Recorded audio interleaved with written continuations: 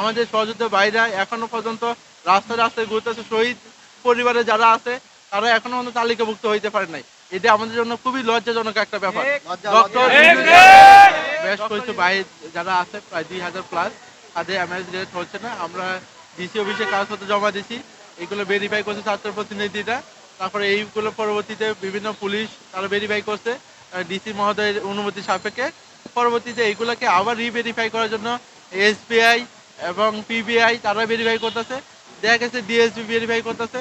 তারপরও আপনার ওদের ভেরিফাই কাজ সম্পূর্ণ হচ্ছে না এবং যেগুলা ভেরিফাই কাজ সম্পূর্ণ হচ্ছে এগুলোর পর তাদের কোনো ধরনের আমলাতান্ত্রিক জটিলতা বলতেছে এই ত্রুটি এই নাই সেই নাই কি আছে নাই এবং আমাদেরকে বলতেছে আপনারা ডিসির সাথে কথা বলেন।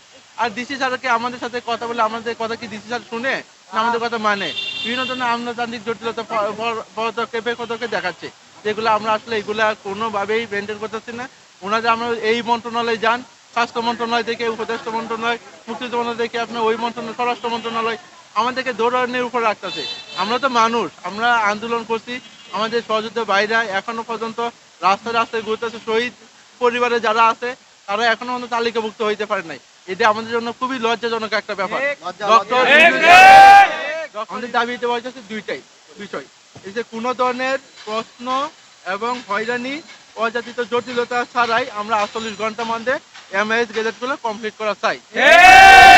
হচ্ছে যাদের গেজেট প্রাপ্ত হয়ে গেছে তাদেরও ক্যাটাগরি পরিবর্তনের ইস্যু আছে। এটা নিয়ে প্রায় 1 বছর যাবৎ ওনাকে হয়রানি করা হয়েছে। তাদেরও 48 ঘন্টার মাধ্যমে ক্যাটাগরি পরিবর্তন সাপেক্ষে গেজেট প্রকাশ করতে চাই। এই দুইটা দাবি নিয়ে আমরা 48 ঘন্টা এখানে অবস্থান করব। যতক্ষণ পর্যন্ত না আমাদের কাজগুলো সম্পূর্ণ না হবে ততক্ষণ পর্যন্ত আমরা এই গেট আমরা ছাড়বো না। আমরা এই গেটের অবস্থান আমরা অব্যাহত রাখবো আমাদের আন্দোলন।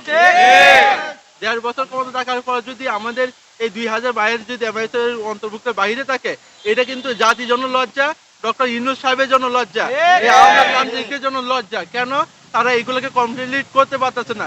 তাদের দায়িত্বটা কি? 1.5 বছরে কি এই 15-16 হাজার মানুষের গেজেট এমএস কি অন্তর্ভুক্ত করা যায় না? এটা কি খুব বেশি কঠিন আর জটিল? এইগুলো এত এত মানুষ কাজ করতেছে, পিবিআই এসবিআই ডিবি ছাত্র প্রতিনিধি তাদের আসার ভূমিকাটা কি?